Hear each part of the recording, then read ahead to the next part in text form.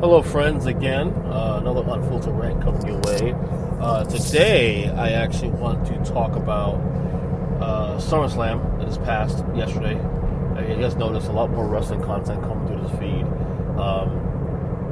Not really on purpose that it's that way. It just kind of happens to be that way because it's August. Nothing going on. I mean, football is still. I mean, preseason started, but I'm not into preseason football and whatnot. But I do want to talk about SummerSlam last night, and I actually wrote a blog about this yesterday. You can check it out, of course, at burnspeaker.net.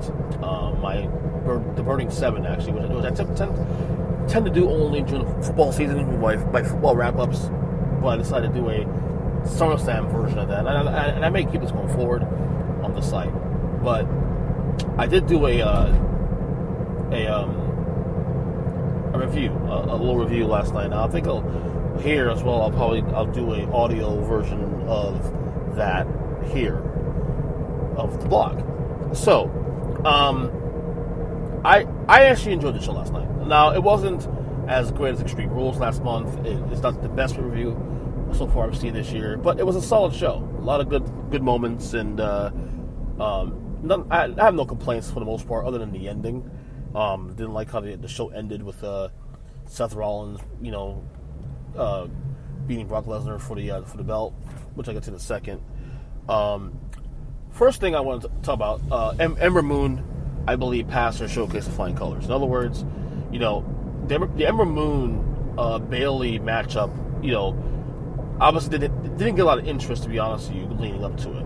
But the reason I believe this match was showcase was really to showcase Ember Moon to see where she's at.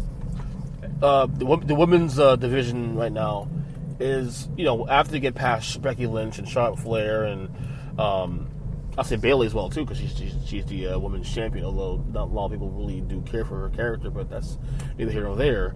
The women's division, you can argue, is actually kind of lacking in terms of interest in strong characters. Ember Moon is a budding star that could, I believe, has really good in-ring work. Her character is actually really, really good. But we don't know how she'll do on the big stage. Well, I thought she did phenomenal last night rather. So the priority was necessarily about her winning the belt, not all that. It was more so about showcasing her as to whether she could actually do a big show like SummerSlam, and she did. She did a great job. So, again, I thought she passed the eye test, and I thought she did really, really good. What the hell is the WWE doing, Dolph Ziggler? Now, in hindsight, I think they did the right thing and letting Goldberg win, obviously, and made it quick. But it just seems like Dolph Ziggler, no one gives a shit, and he's now a over-glorified jobber now. This is a guy who, in my opinion, is one of the 3 to 5 best in-ring talents in the entire company, but no one cares. He's getting no heat, he's getting no love whatsoever. And the only reason why people were invested in this character recently, in him, is because of the feud he has with Shawn Michaels and Goldberg. I'll say it again. I think Dolph Ziggler. I think it may be time for a change of scenery. I think maybe AEW or another company, because he's just being lost in the shuffle of the entire WWE roster, and it's almost sad, to be honest. To be quite honest, I think the guy's really talented. I thought the WWE having the tag team championship, the women's tag team championship, on the kickoff show, Nikki Cross and Alexa Bliss versus the Iconics, having that on the kickoff show was genius. I thought that because a lot of people are complaining about the fact that the entire show, and including the kickoff show and the actual main card, that the events that they do are too long. But the WWE has a network. They have a platform. For the hardcore fans who don't care, they'll watch it. And I think to make the kickoff show worth watching, it's not a bad idea to have some marquee names on the kickoff show. Having Alexa Bliss, Nikki Cross, they are marquee names. Alexa Bliss is one of the most popular, women's wrestlers in the company. And I think having them, on the kickoff show gave the kickoff show some legitimacy too. I'm not a fan necessarily of the kickoff show, not because I don't like it, it's because I don't have the time to invest in a 7-hour, 6-hour show. With that being said, if you're gonna draw some eyeballs into the kickoff show, at least put a few names, notable matchups. I mean, Drew Gulak. No offense to Drew Gulak, but no one really cares for Drew Gulak against whoever you beat on Sunday. You know what I'm saying? So that was a good idea. The Fiend, the return of Bray Wyatt, I thought was a great spectacle. I'm still on the fence because even though this is the first time I see Bray Wyatt in the ring, seeing some of the highlights I've seen in the past, the in-ring work, we'll see how that goes. I'm curious if this Fiend character, what they're doing, if it's sustainable moving forward. If it's sustainable, could this, in other words, interest in this thing, how long can it go? But the presentation was phenomenal, leading up to the match, during the match, and everything. It was I thought having a severed head and all that, I thought was genius, honestly. So I mean, even Corey Graves made a comment saying that this has potential to be like, the aura of the Undertaker. Now, certainly, the Undertaker has had almost 30 years of presence now, but we'll see. We'll see. I mean, this could be the turnaround that Bray Wyatt needs. Speaking of Corey Graves, I think he's growing on me. I'm a guy that has loved heel color guys, from Jesse Ventura, Jerry the King Lawler, even Bobby Heenan and whatnot. And Corey Graves, again, I've just started watching the product currently in the last few months. It's taken a little while for him to grow on me, but he's really good. He's really good. And by the way, he was the one that mentioned the fact that the Fiend has the aura of the Undertaker. And I thought that was very, very astute of him to say that.